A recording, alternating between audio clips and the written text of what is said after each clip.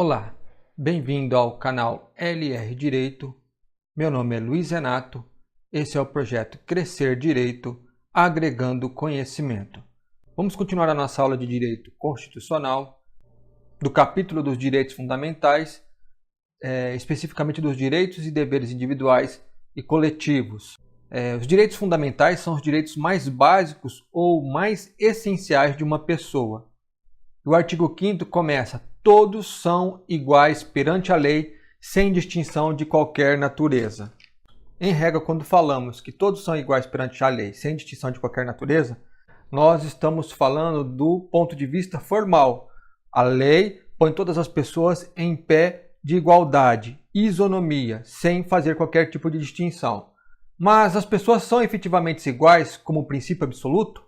Claro que não. Portanto, precisamos tratar os desiguais na medida de suas desigualdades. É preciso observar a igualdade, não somente a igualdade formal, que é a igualdade dada pelas leis e Constituição, mas também a igualdade material. E havendo diferença em determinadas situações, devemos tratar os desiguais na medida de suas desigualdades.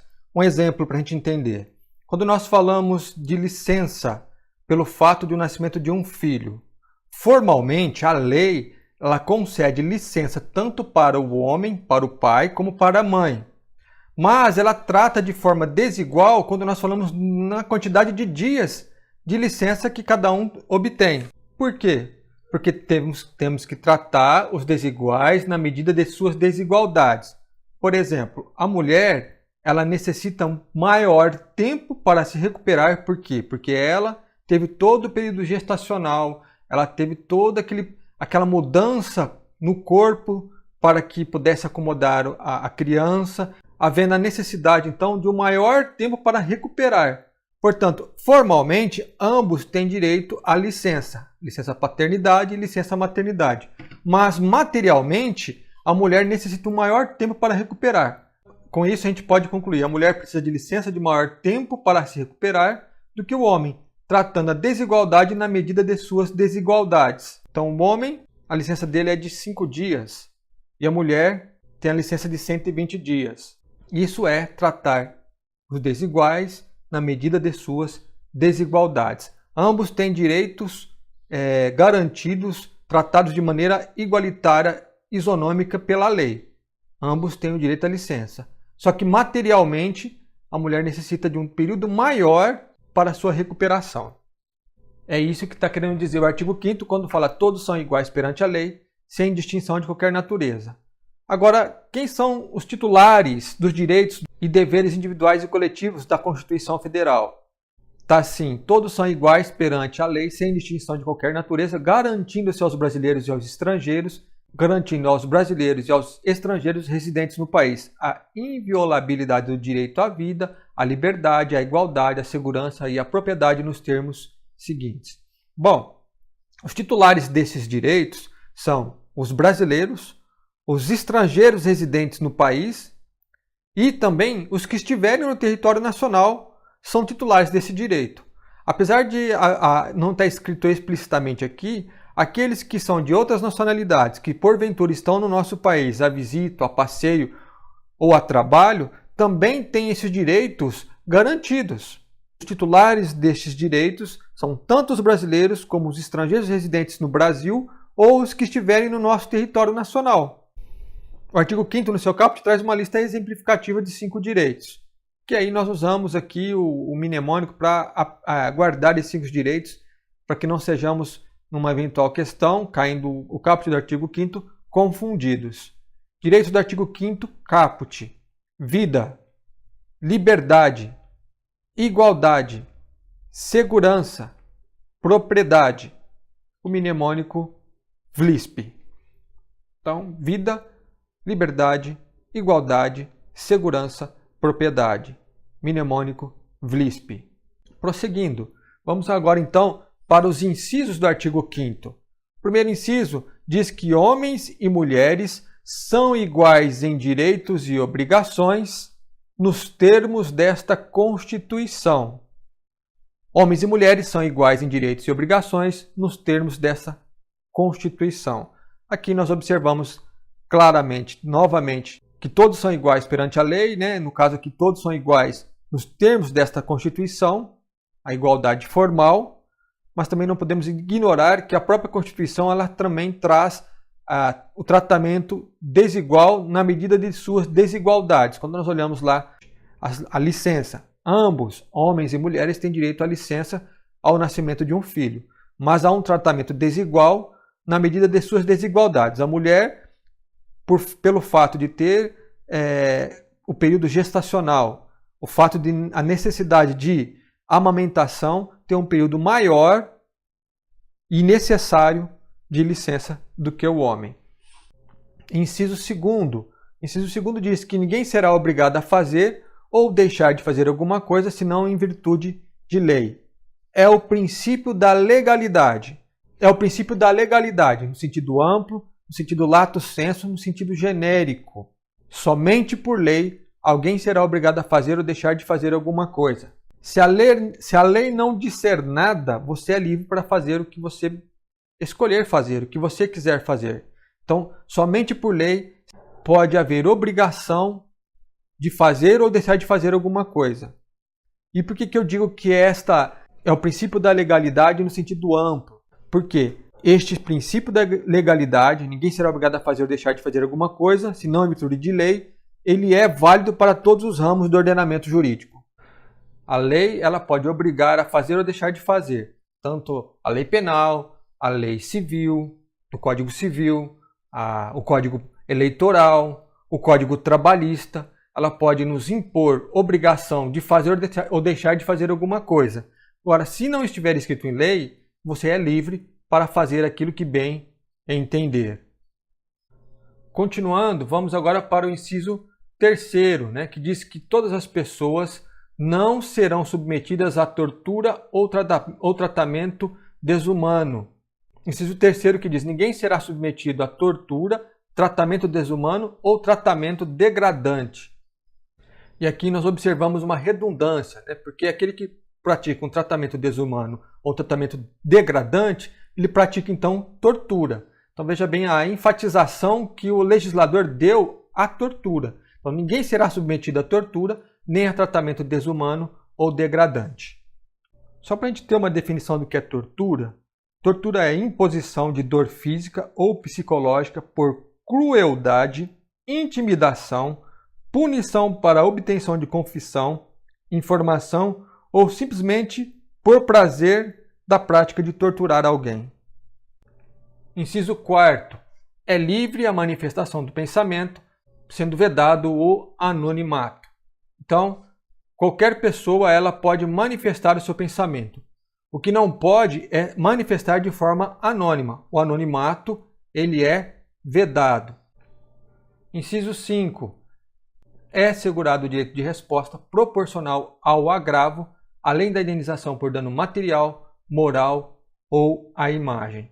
Portanto, aqui nós observamos o direito de resposta. Por isso que no inciso anterior nós observamos lá que é permitido, é assegurado a manifestação do pensamento, mas vedado o anonimato. Por conta disso, né? Você pode manifestar o seu pensamento, as suas escolhas, as suas opções, mas você não pode ferir o direito do outro, havendo neste caso o direito de resposta proporcional ao agravo, ou seja, no mesmo alcance e na mesma força. Por exemplo, se você é ofendido na primeira página do jornal, no jornal de domingo de grande circulação, a sua resposta terá o mesmo valor proporcional. Terá que ser na primeira página, num dia de domingo, no momento de grande circulação. Além do direito de resposta, há também o direito de indenização por dano material, moral ou à imagem, a depender do agravo que você recebeu. Direito de resposta mais direito de indenização por dano material, moral ou à imagem. Inciso 6º.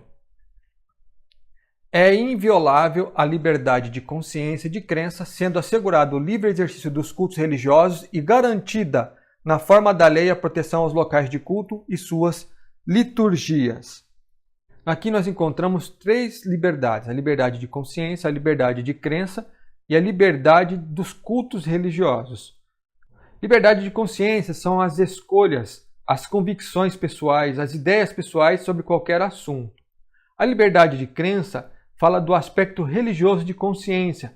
É a liberdade de ter a religião que quiser, se você quiser. A liberdade de crença é abrangente, permitida a liberdade de não ter nenhuma crença religiosa. E a liberdade de culto, que é a liberdade para difundir, manifestar, celebrar a sua fé religiosa através de ritos, liturgias, celebrações, manifestações religiosas. Então, é inviolável a liberdade de consciência e de crença, sendo assegurado o livre exercício dos cultos religiosos e garantida na forma da lei a proteção aos locais de culto e às suas liturgias. Então, liberdade de consciência, liberdade de crença e liberdade dos cultos religiosos, do exercício dos cultos religiosos. Inciso 7. É assegurada nos termos da lei assistência religiosa nas entidades civis e militares de internação coletiva.